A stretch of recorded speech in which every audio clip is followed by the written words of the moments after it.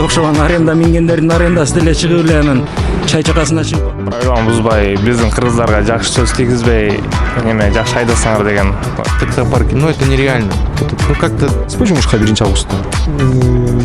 Чыгып көрөбүз, заказ берсе. предлагают и перекрыть этих сам. Бир ойдо болушубуз керек да. Ошону айтпай эле койгон. Кел байке. Келбейсиз? Стрессия кылалган жок, болбойт дагы. Мен 30-unda тапшырам машинаны.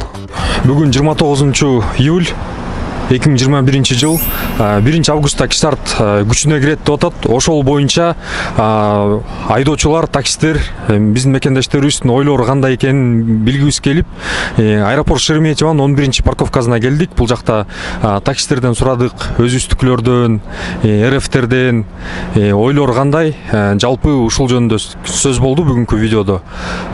Сиздин оюңуз кандай? Ошону да биз билгибиз келет. Оюңузду комментарийге калтырсаңыз болот. Биздин каналга подписацияны басып, видеону аягына чейин көрүңүз. Сөзсүз кызыктуу видео болот. Сизге жагат го деп ойлойбуз. Байке, атыңыз ким болот? Алейкум ассалам, мен атым Жыргалбек Нурдинов Азимжанович. Рахмат байке. Жыргалбек байке, таксиде Москвада иштегениңизге канча убакыт болду? Мен иштегениме бир 5 жылдай болуп калды го. 5 жылдай. Бул Кисарт тууралуу маалыматыңыз барбы? Кисарт тууралуу оюңуз кандай болуп атат? Кисарт тууралуу маалымат болуп атат, эми пока точный маалымат жок. Эми Кудай буйруса бул нерсеге кирбей эле туруш керек да, эми кирип алсаң өзүңө эле зыян. Кандай десем, ошо баа биримдик болуп чыдап туруп турсак анан бир жөн болот го. Биринде ушу Кисарт кирсе жумушка чыгасызбы же биринде чыкпайсызбы жумушка? Жо, мен скорее всего, если Кисарт болуп калса 8 сааттан иштесең, өз арендага машина минсең, анан кандай жумуш болмок? Ошон үчүн мен башка жумуш издейм го, если болбой баратса. А Кисартка жемей албайм. Хорошо, бул жакта иштеп жүргөн мекендештерге, таксисттергечи, кыргыздарга кандай оюңуз бар, кандай обращенияңыз бар, эмнени айткыңыз келет ошолорго? Эми кыргыз элиме эмне айтарым? Москва шаарында менин оюмча бир 70% кыргыздар иштесек керек таксиде. Эми эл кандай болуп аткан болсо, кыргыздар сабыр кылып күтүп карап турсак, ошо бирине чейин кандай болот, кандай жок, анан ошого карап иш кылыш керек да. Бирок баантип бойкот жарыялашып эме кылса, кыргыздардан суранып кетер элем. Уят кылбастан жана ошол нерсеге катышып бергиле, биримдикте болуп. Ошо? Чоң рахмат, ишиңизге ийгилик. Алла разы болсун силерге да. Чоң рахмат. Жыласызбы? Салам алейкум. Атым Элдияр болот.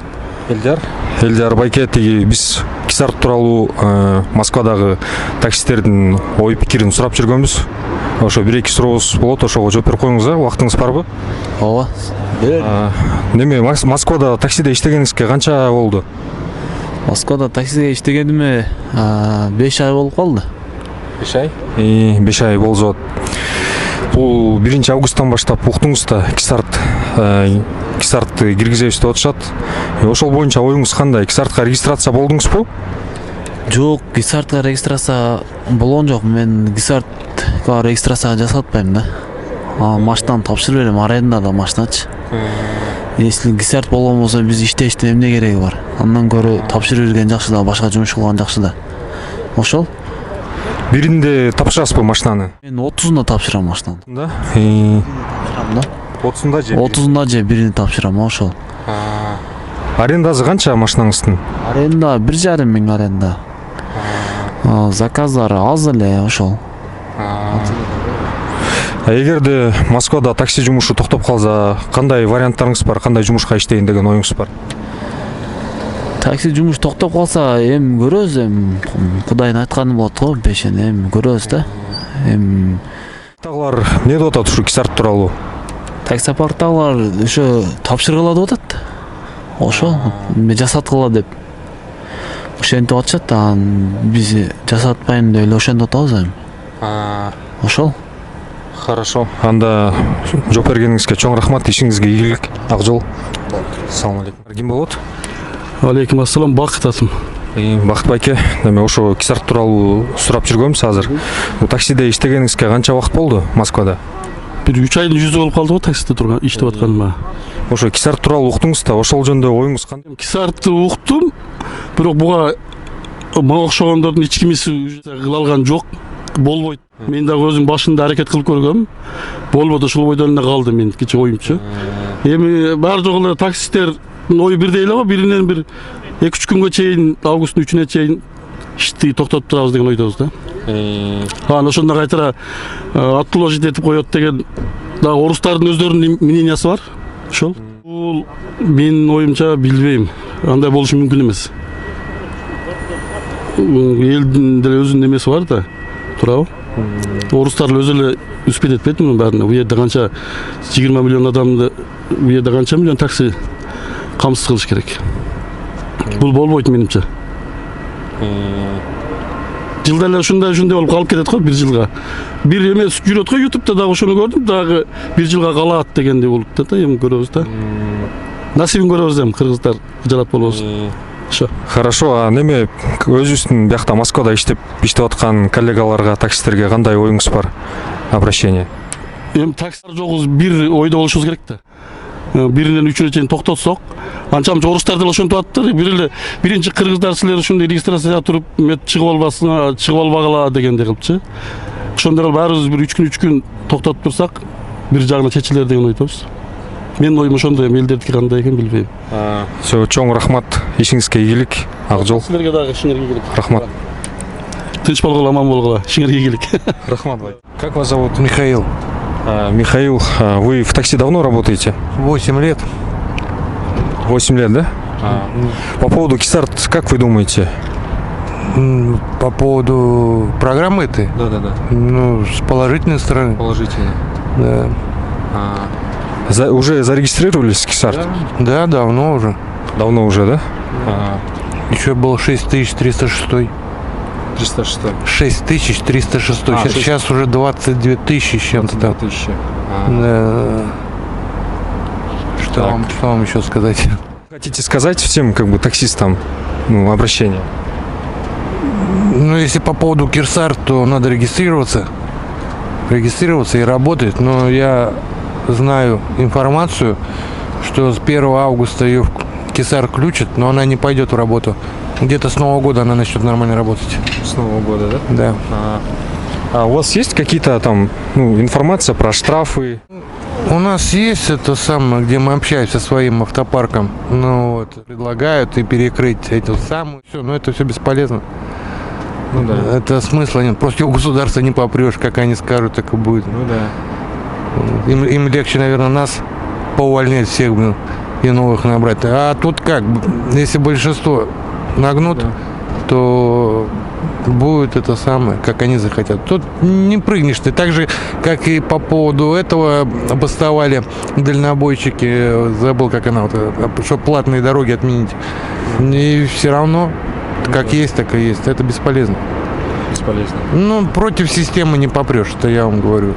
Знаю, что уже. Я сам дальнобойщик бывший. Платон, вспомнил. Насчет Платона бастовали дальнобойщики. Ну вот, и что толку? Никакого. Так. А по поводу Кисарта, мне кажется, просто будет порядка много больше. Но единственное, там есть недочеты, да, что проходить медосмотр, чтобы машина стояла в таксопарке, нереально. Вот так-то учтут, я думаю, к Новому году, вроде как я слышал, заработает нормально. А по поводу, например, там говорят то, что строго по 40 часов в неделю, 8 часов за смену, 5-2, график составят. По поводу этого вы за смену сколько часов работаете в неделю? Вам хватит этого времени для работы? Если заработок будет за 8 часов, как я работаю за 12, то да, я даже рад буду. Я больше, как говорится, больше семью буду видеть.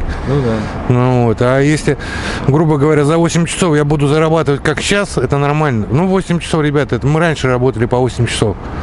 Там, если 12 работали, там доплаты какие-то были, то есть все, если 8 часов и с сохранением такого же заработка, я считаю, это нормально. Согласитесь, меньше уставать будет. Конечно. Меньше этих, даже штрафов меньше будет, потому что будет более внимательнее на дорогах и так далее и тому подобное. Так. Понятно. Спасибо, что высказались по поводу Кисарта. Удачи вам, успехов. Спасибо. Мындай аз атыңар ким болот? Ассалаумалейкум. Валейкум ассалам, Нуртилек. Нуртилек, а? Биз ушу Кисарт тууралуу водительдердин оюн билейли деп ошол жөнүндө эме сурап жүргөнбүз. Тартипчи ошол жөнүндө айтып койгула. Кисарт жөнүндө оюңар кандай негизи? Мен ого элекмин да Кисарт тууралуу. Регистрацияда болгон эмессиңер? Жок, боло элекмин. Бул Кисарт деген кирип атат, могу 1 августтан баштап иштеп баштайт экен, строгий контроль болупчу, регистрация кылыш керек экен да ал жака обязательно. Анан 1 августтан баштап 1 августта Жумучу чыгып көрөбүз, заказ берсе. Заказ берсе. Негизи мындай группа Точно деп аткан, точно болушу мүмкүн эмес деп аткан. Группалардан, чаттардан келип атат го ар кандай сообщенияларчы, ошондо кандай маалыматтарды угуп атасыз бул жөнүндө? Кисарт мени бойкот деп атам, бойкот кылабыз деп таксисттер. Яндекс таксисттер бойкот кылабыз дегенди көрдүм, бол башкасы. Таксопарктагылар. Таксопарктагылар пока уламай эле тургула деп атат. Түшүнүктүү. Бул отмена болушу мүмкүн деп аткан. Ошондо Кисартка каршы экенсиз, сиз оюңуз отмена болсун деп. Хорошо. А эмне үчүн? 8 саат деп аткан. Күндө 8 саат, 8 саатта арендада жүргөндөр мисалы иштеп албайт эткан. Сиздики арендабы же өзүңүздүн машинаңызбы? Өзүмүнкү. Ошондо сиз мындай бир күндө канча саат иштейсиз орточо? Бир күндө максимум 11 саат. 11 саат. Ошондо 8 саат иштеген невыгодный болуп, мындай сизге иштеген актабай калат экен да? Актабайт да. Эч ким актабайт го. Хорошо. Мындай таксистерге оюңуз кандай? Обращение. Все, чоң рахмат анда оюңузга. Алейкум ассалам. Бексултан болуп атам. Бексултан. Жакшы. Биякта таксиде иштейсиңер Москвада. Канча жыл иштегениңерге? 2 жыл болуп калды. 2 жыл. Кисарт тууралуу оюңар кандай? Кисарт тууралуу пока что полный информация алып элекпиз негизи. Эми биринен баштап билинет го дейбиз. Бардыгыбызды регистрация кылгыла деп аткан. Яндекстен оповещение келген да бизге. Кылган жоксуз. Пока что кыла элекпиз. Ал система өзү деле бир толугу менен ишке кире элек окшойт. Регистрация кылыш өтө эле татаал болуп атат. Ошол себептен биз пока боло элекпиз регистрациячы. Кандай кыласыз? Биринен баштап жумушка чыгасызбы же кандай кылып атасыз? Эми рисковать этпей эле туруп турганыбыз жакшы го дейм. Менин оюм да. Машина өзүңүздүкүбү же арендабы? Өзүмдүкү машина. Эгерде мындай деп да ой болуп атат да, запрет болуп калышы мүмкүн кыргыз таксистерге депчи. Ошондой запрет болуп калса, мындай варианттарыңыз, ошол жөнүндө ойлондуңузбу? Варианттарыңыз барбы бөлөк? Жок, эми запрет болгондон кийин ойлонобуз го дейм. Пока что разрешение берип аткандан кийин пока что туруп турайлычы, убакыт көргөзөт да. Кандай оюңуз бар, мисалы, кыргыз водительдергечи, биякта иштеп жүргөн кыргыздарга? Кыргыздарга правиланы бузбай, биздин кыргыздарга жакшы сөз тийгизбей, жакшы айдасаңар деген. Орустарда кимдер в основном азыр таксиде кыргыздар болуп атпайбы? Бизди правобызда разрешение берген. Ошол боюнча ойлоп атам. Ошо кыргыздардын ошо жетпей, раз орустар өздөрү ишенип аткандан кийин биз дагы подводить этпей жакшыраак иштеп берген. Тура. Эң жакшы ой болду деп ойлойм менимче. Чоң рахмат. Всё. Красавчиктар.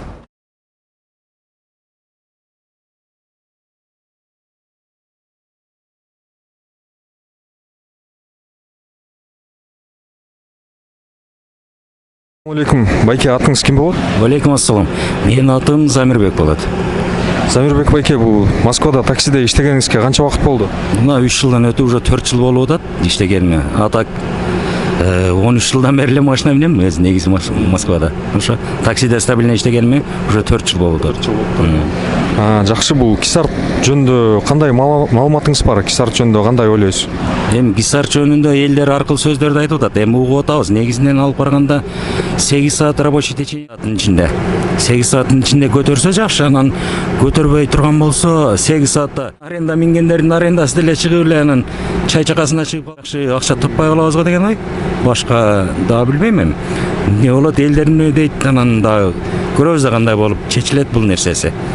Эгерде жана заказдардын эмесинин акчасын көтөрүп берген болсо, двойной кылып берет деген ой болуп атат. Если двойной кылып берсе, анда жакшы болот. анан ушул эле темпте калган болсо 8 саатта результат да чыкпай калат го дейм да.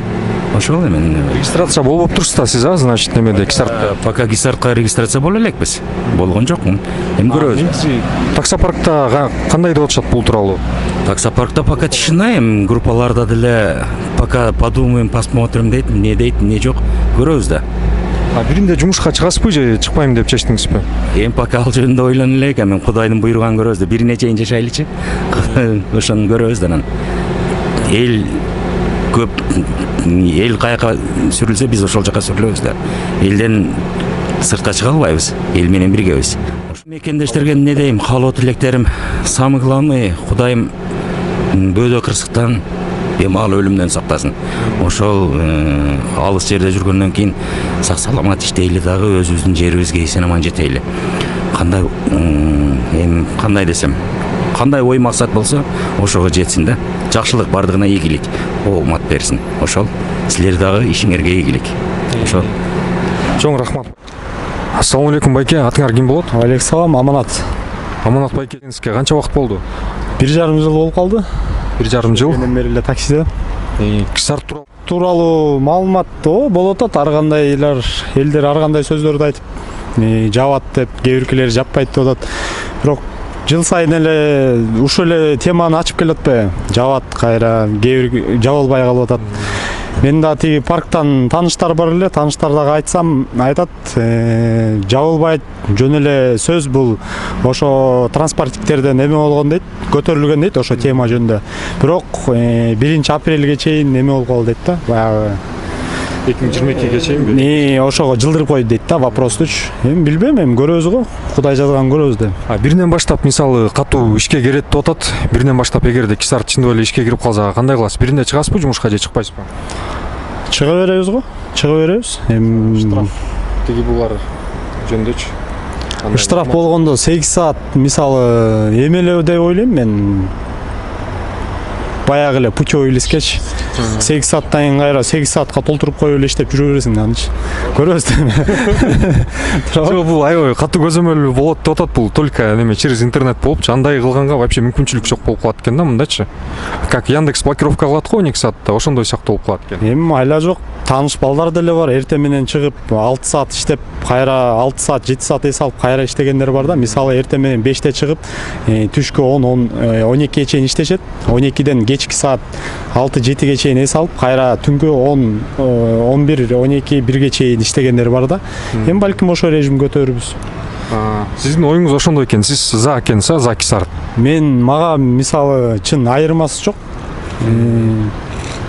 Айырмасы жок. Эми кандай болсо дагы Өзүңүз регистрация болдуңузбу Кисартка? Өзүм пока регистрация боло элекмин. Регистрация боло элекмин да. Хорошо. Эми коллегаларга, мекендештерге кандай оюңуз бар? Таксистергечи өз. Ар ким Обращение. Обращение. Иштегиле жакшылап. Иштесеңер эле табасыңар. Жалкоолонуп жатып албагыла. Ошо болду. Ийгилик силерге баарыңарга. Чоң рахмат сизге да, ишиңизге ийгилик. Алейкум ассалам.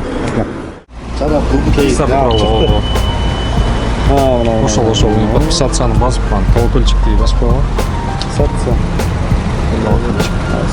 Жана Улуу Киев дейби? Улуу Киев.